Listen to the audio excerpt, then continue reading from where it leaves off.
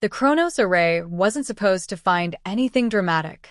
Its sole purpose was boredom, cataloging the quiet, uninteresting traffic of deep space, the slow, predictable drift of cosmic dust and known asteroids.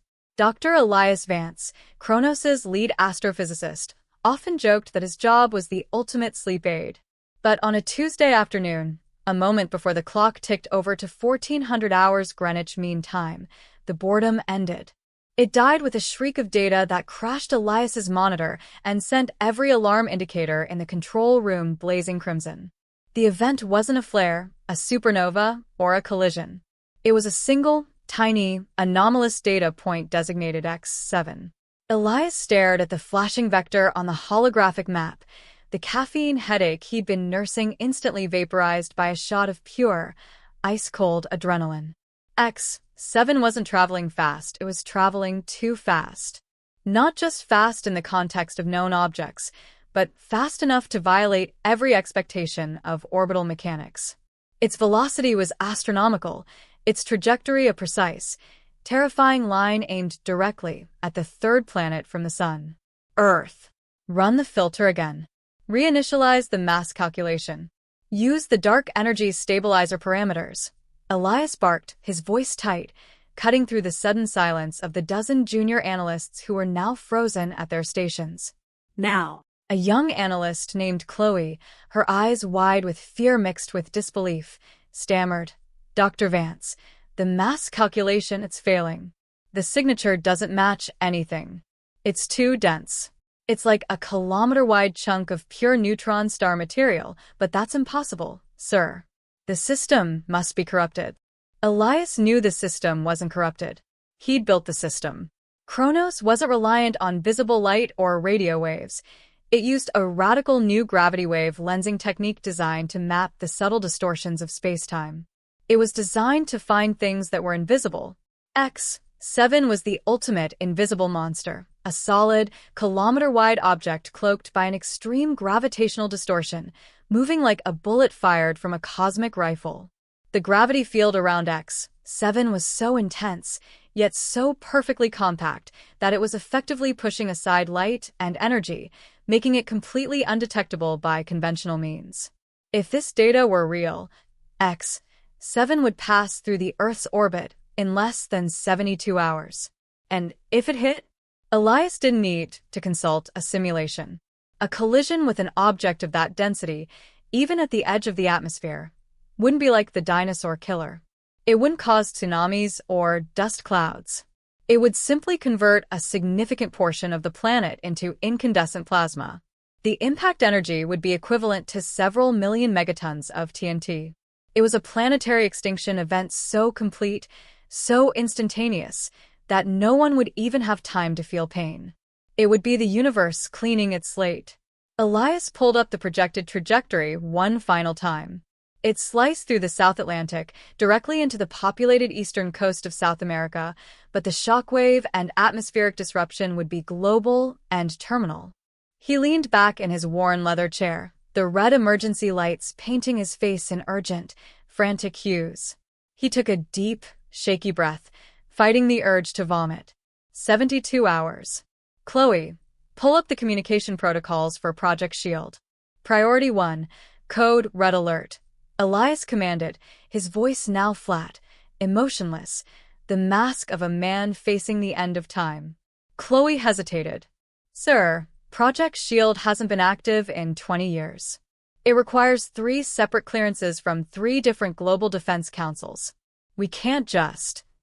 "Do it," Elias snapped, hitting the override button on his console, activating the rarely used emergency data transfer. The system began packaging the X7 data, the impossible velocity, the ridiculous density, the terrifyingly linear path, and sending it across secure fiber optic lines buried deep beneath the continents.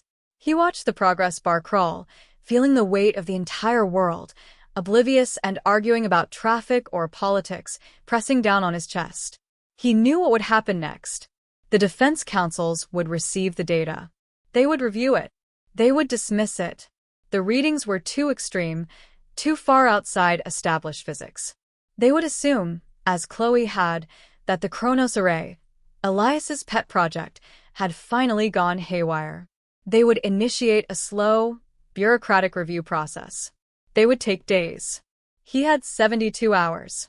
The bar hit 100%. Transfer complete.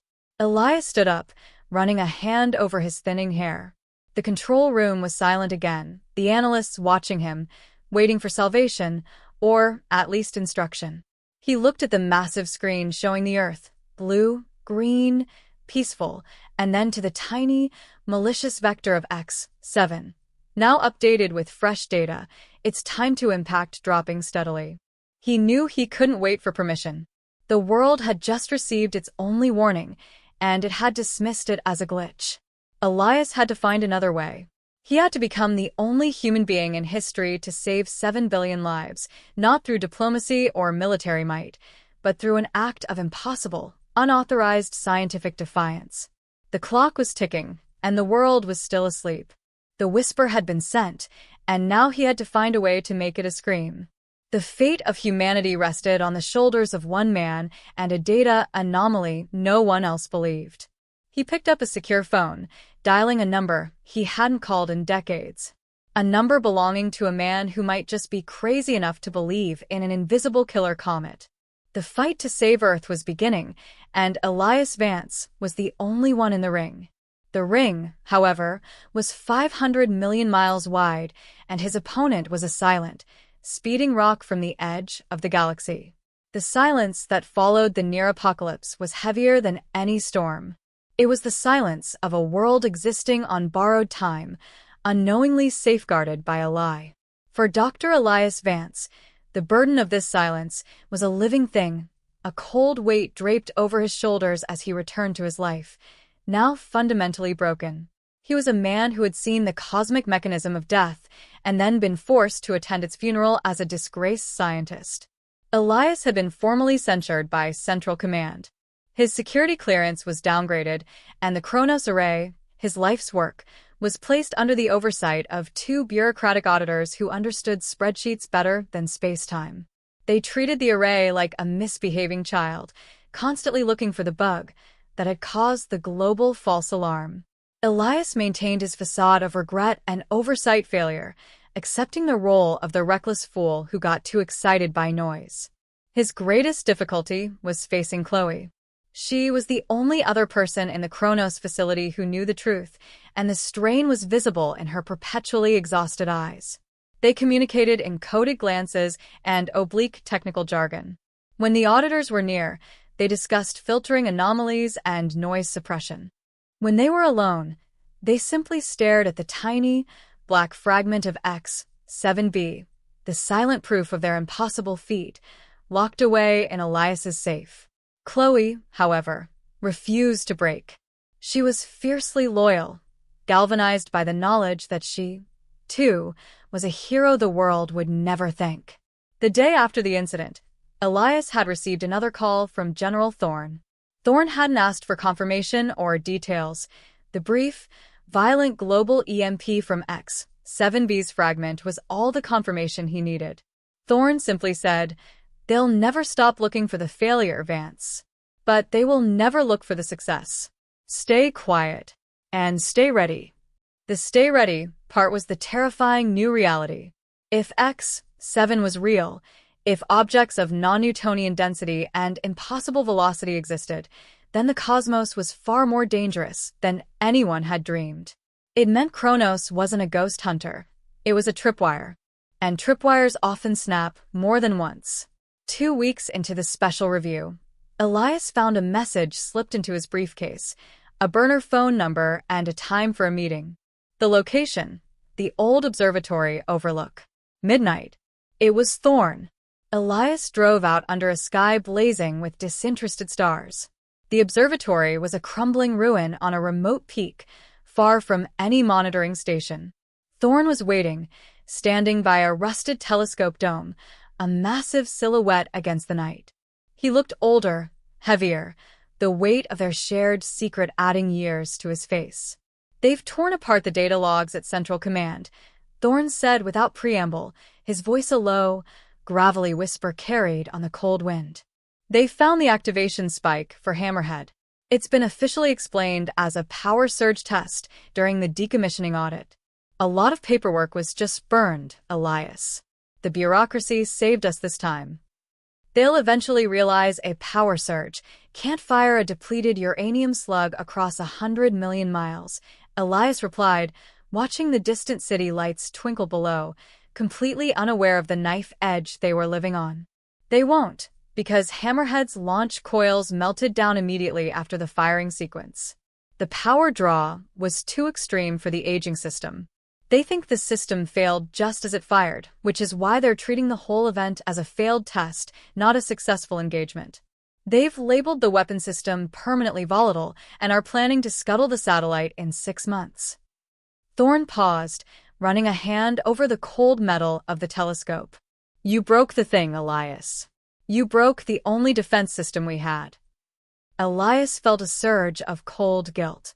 I had to. It was the only way to get the force we needed. The kinetic impact was far greater than the system was designed for. I know. Thorne sighed. Which brings us to why we're here. We saved the world, but we decommissioned our savior. We are now utterly defenseless against the next X7. Kronos is still operating. We'll get warning, Elias argued. That dark matter residue. We need to find out where X7 came from and what kind of force pushed it this way. Because, Elias, objects that break the laws of physics don't just happen randomly. They're sent. The implication hung in the frigid air, far more chilling than the thought of a random asteroid. They're sent. The silent war was not against a random piece of space rock. It was against a deliberate, unknown enemy. The burden of silence suddenly had a name. The Vigil.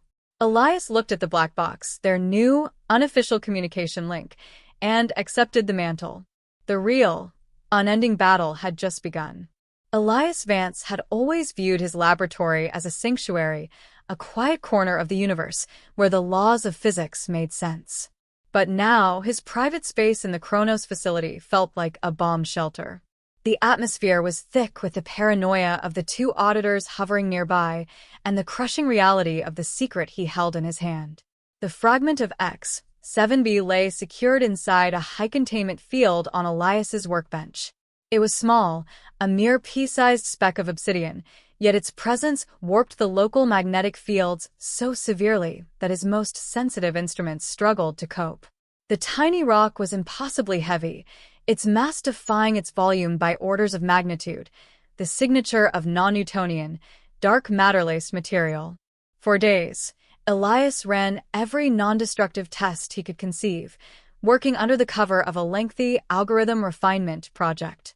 He knew a public analysis would cause mass hysteria and expose his lie, so the work was agonizingly slow and silent.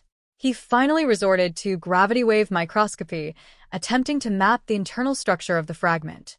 The results, when they appeared on his custom-built display, sent a jolt of chilling realization through him.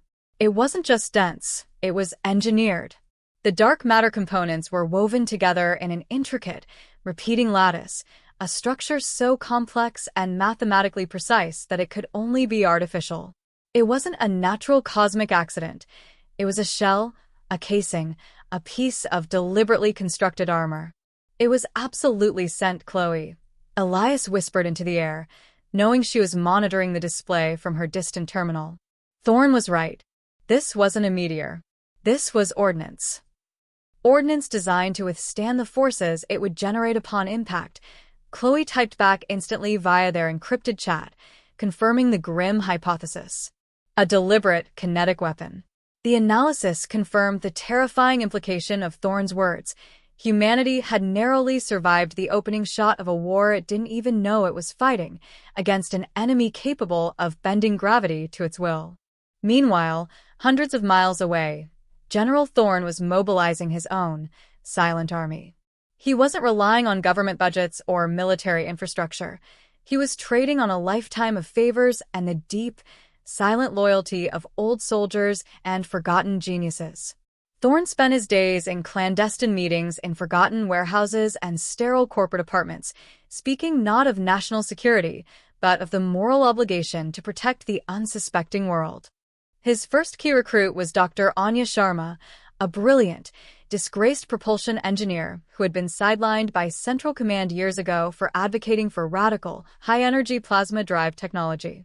Thorne presented Anya with a Core X-7 data, the impossible velocity, the density calculations, and Elias's kinetic deflection theory. Hammerhead was too slow and too crude, Thorne told her, standing over a table covered in schematics for the abandoned plasma project. We need something that can generate a controlled, directed energy field far enough out in space to safely stop or divert the next object. We need to hit a bullet with a shield, not another bullet. Anya, who had been living quietly in academia, stared at the data.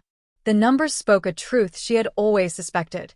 The universe was far more energetic and ruthless than human science had assumed.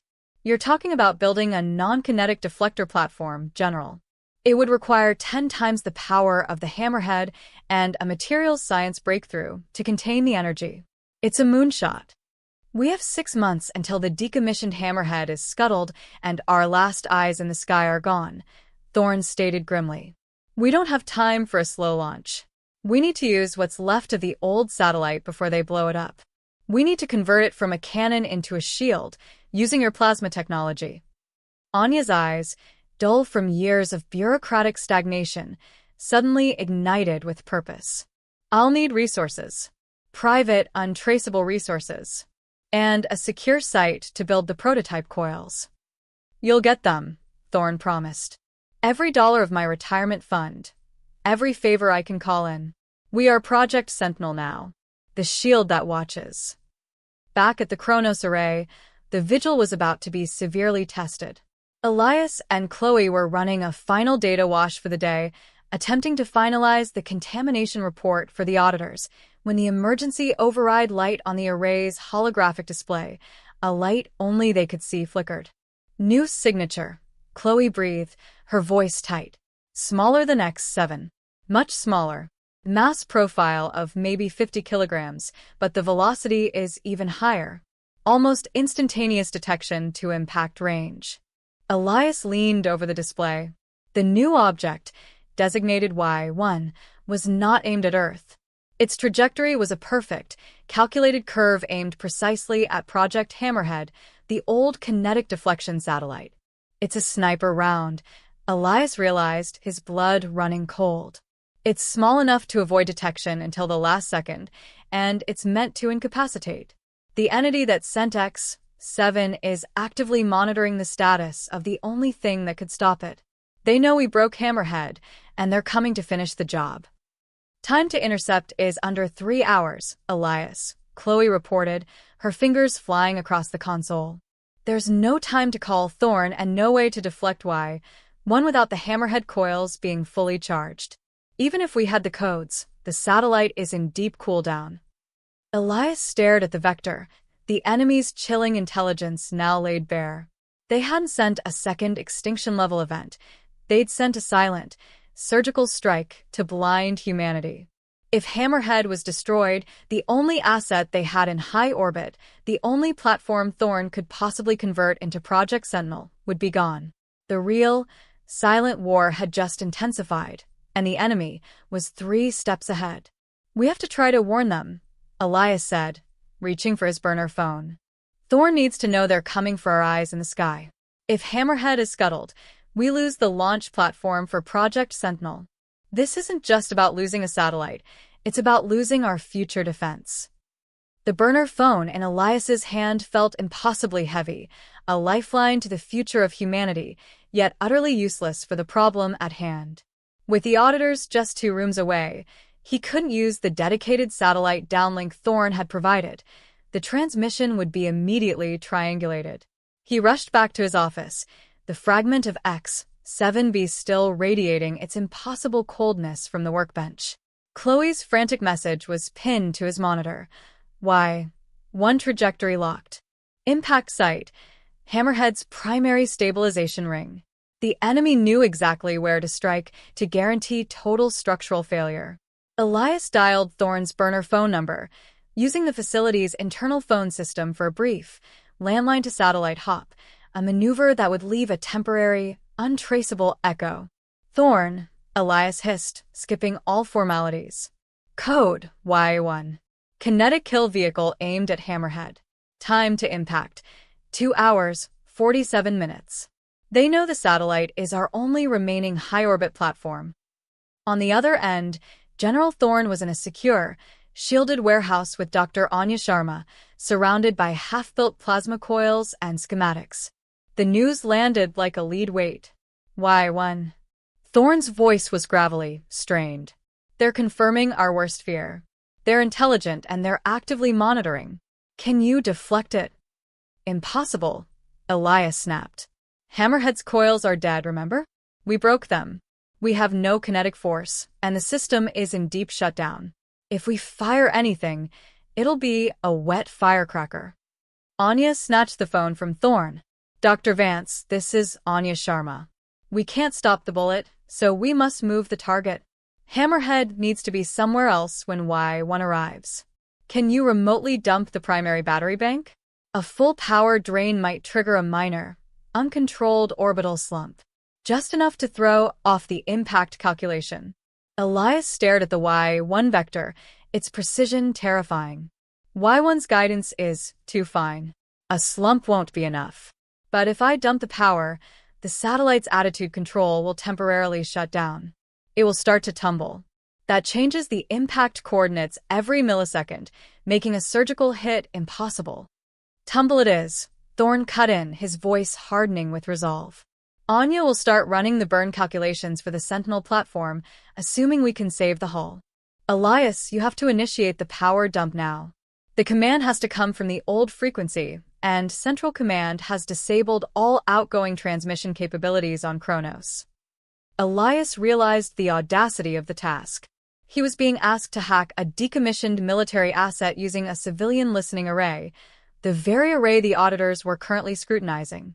He hung up, sprinting toward the Kronos main control dish interface. Chloe was already there, locking out the auditors' diagnostic logs and feeding dummy data. They'll see the transmission signature, Elias. It's too big, Chloe warned, her face reflecting the stark green of the consoles. We won't use the antenna. We'll use the lens, Elias declared, pointing at the colossal gravity wave dish outside. It's a receiver, but if we overload the emitter grid, we can push a massive, chaotic data pulse toward Hammerhead. It won't be a clean transmission, but it might force the power dump command through. That's going to cause a catastrophic spike in the energy logs. The auditors will have us in custody before the sun rises. If Y1 hits, there won't be a tomorrow for us to worry about, Elias retorted, already opening the hidden maintenance terminal.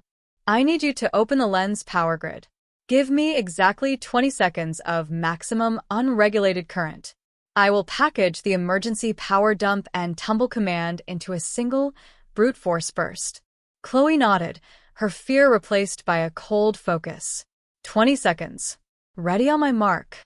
Elias quickly crafted the command packet, a tiny, lethal piece of code designed to impersonate the highest level of decommissioned military authority. He watched the timer, T-minus 2 hours and 35 minutes. Mark, Chloe shouted. The Kronos array shuddered violently. Lights flickered across the facility as the massive gravity wave lens sucked power from the regional grid. The main control room consoles howled with alarms. Elias slammed the transmit key and watched the data burst surge out into space, a chaotic, unencrypted torrent of energy aimed at a single, distant satellite. Data pulse transmitted. The entire facility instantly went silent. The primary power was restored, but the damage was done. Chloe immediately began cycling the power, scrubbing the logs, and creating a narrative about a sudden microfault in the regional grid. They waited, listening to the frantic footsteps of the auditors nearing the control room. Elias watched the Y1 tracker, praying. T-minus 1 minute. The time ticked down. The Kronos display showed Hammerhead, a tiny, distant, beginning a slow, wobbling, controlled tumble. 5 seconds, 4 seconds. Then, the data flashed. Y1 reached its intended intercept point. Instead of the catastrophic impact event they feared, the sensor logged a near-field kinetic event. Y1. striking the empty space where the stabilization ring should have been, impacted only the vacuum, its kinetic energy dissipating uselessly into the void before passing harmlessly by the spinning satellite hull. The platform was saved. But the success came with a chilling price. 10 seconds after the near miss, the Kronos array registered a faint, calculated countersignal originating from deep space. It wasn't a weapon, it was a complex data packet. Chloe decoded it instantly, her face turning ashen. Elias, the enemy's signal. It didn't transmit a threat. It just downloaded the precise, time-stamped telemetry data for the uncontrolled tumble and the power drain. It recorded exactly how we reacted and exactly how we saved the satellite. Elias leaned over the terminal, looking at the silent, incoming audit team. "The blind leap worked," he whispered, a cold terror replacing his relief. "But we just showed them our hands. They know we're awake, and they know the only defense we have left is the ability to make our assets disappear." The moment the data pulse transmitted message flashed, and the subsequent silence settled over the Kronos array control room, the spell of their desperate action broke. The facility's primary lights remained off, bathing the room in the harsh, emergency glow of the consoles, which now screamed about a critical power failure. Elias and Chloe knew the game was over, and the clock was ticking down to the moment they would face the consequences. Heavy, determined footsteps pounded down the corridor. Auditor Maxwell was first through the door, his face a mask of purple-tinged fury. He was followed closely by Auditor Peterson, who carried a tablet displaying a live feed of the facility's energy consumption logs, a terrifying visualization of Elias's 20-second chaotic transmission burst. "Vance. Dr. Vance." Maxwell's voice was a low roar, usually reserved for quarterly budget meetings, but now laced with genuine alarm. What in God's name was that power spike? The entire regional subgrid registered an unprecedented draw. "We had 100,000 homes flicker offline for a full minute, and your console logs are showing a 0-point energy spike that defies all physics." Elias, still adrenaline-soaked but now adopting the persona of the weary, apologetic genius, turned slowly. He pointed a trembling hand, a calculated tremor, at the main console. "It was the failsafe, Mr. Maxwell. A catastrophic internal feedback loop within the gravity wave emitter grid. We had to perform an emergency shunt." Chloe, already at her terminal, played her part perfectly. "The filtering algorithms, sir, they misclassified the energy density of a distant solar flare and initiated a high-gain tracking loop. When the system tried to stabilize the resulting data noise, it created a massive, uncontrolled vacuum current, a phantom load on the grid. We immediately initiated the emergency shunt and isolated the array from the regional power source." Peterson, the auditor holding the tablet, shoved the screen in Elias's face. "This trace is not a vacuum current, Vance. This is a deliberate, massive surge of outgoing energy. It's a transmission signature. We saw a massive data packet sent out on an unauthorized frequency. What did you transmit?" This was the critical lie. Elias sighed, leaning on the console as if utterly defeated by his own technology. "That was the system's self-correction protocol, Auditor Peterson. In a high-energy fault state, the Kronos system automatically sends a low-level diagnostic pulse to the old Project Hammerhead platform, a primitive, legacy handshake to ensure system stability against EMPs. It's an obsolete precaution, but mandatory. We accidentally fired a diagnostic pulse into space, trying to save the grid. It was an error of system maintenance, nothing more." Maxwell bristled, stepping closer. "Hammerhead is decommissioned and set for sculling. Why would a diagnostic pulse from a civilian facility be aimed at it?" "Because General Thorne insisted on maintaining the handshake as a remote redundancy check before he retired." Elias lied smoothly, invoking Thorne's name as a shield and knowing Thorne would back the story. "It was part of the original charter. An archaic requirement I failed to remove when the array was repurposed. I take full responsibility for the oversight and the ensuing power event." The mention of the retired, highly respected, and politically untouchable General Thorne gave Maxwell pause. He couldn't easily accuse Thorne of illegal activity. Peterson, however, remained focused on the science. If it was a simple diagnostic pulse, why did we immediately receive a complex, real-time telemetry download 10 seconds later? We tracked that incoming data, Dr. Vance. It contained specific, time-stamped coordinates of the Hammerhead satellite, coordinates that showed it was tumbling immediately after your pulse. Why would a solar flare diagnostic cause Hammerhead to tumble? Chloe, intercepting the conversation, looked up with wide, innocent eyes. Auditor, that must be corrupted data from the fault. If the system was experiencing a vacuum energy overload, it would be pulling in all sorts of cosmic noise. We can't rely on data captured during a fault state. The auditors were stymied. They had proof of an illegal power spike and an unauthorized transmission, but Elias and Chloe had supplied a politically protected scapegoat, Thorne's archaic charter, and a technically plausible explanation for the corruption of the incoming data, cosmic noise. They had successfully hidden the evasion of Y1. Hundreds of miles away, in the concrete anonymity of the Project Sentinel warehouse, General Thorne was pacing. The phone call from Elias had been short and coded. The shell is intact, but the architect knows the structural integrity is compromised. We are now working on weeks, not months. Thorne disconnected and looked at Dr. Anya Sharma, who was hunched over a terrifying stack of plasma conduit schematics. Hammerhead is saved, Thorne announced. But the entity immediately confirmed the evasion. They downloaded the telemetry. They know we moved the satellite. They know we have remote access, and they know our window of opportunity to build Sentinel is closing fast. Anya pushed her hair back, her expression grim. They're not relying on chance. They're adapting. If they can download our reaction in real time, they will anticipate the next move. Our non-kinetic deflector field, the plasma shield, must not just be powerful, it must be invisible. If they can see the magnetic signature of a fully charged plasma core, they'll send another, smarter Y1. Something that can pierce the field before we even know it's coming. Can you cloak the power signature? Thorne asked.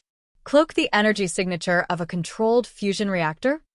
Anya gave a tired, cynical laugh. It's impossible, General. But we can fake it. We can design the coil sequencing to pulse in a randomized, chaotic pattern that mimics deep space thermal noise. It would mask the coherent, focused energy signature of a weapon system. It's a layer of camouflage, not invisibility. It requires massive, redundant power coupling and a whole new set of materials I don't have. Thorne walked over to a safe hidden beneath a tarp and pulled out a stack of bond certificates and a lockbox full of cash. The resources are now unlimited, Anya. Whatever you need. We have perhaps 4 weeks before Central Command is forced to scuttle the Hammerhead platform and the entity that is watching us decides to send something we can't tumble away from. Back at Kronos, Elias was alone again, his office door locked. He pulled out the tiny, obsidian fragment of X-7b and placed it next to the encrypted file that contained the enemy's incoming telemetry data.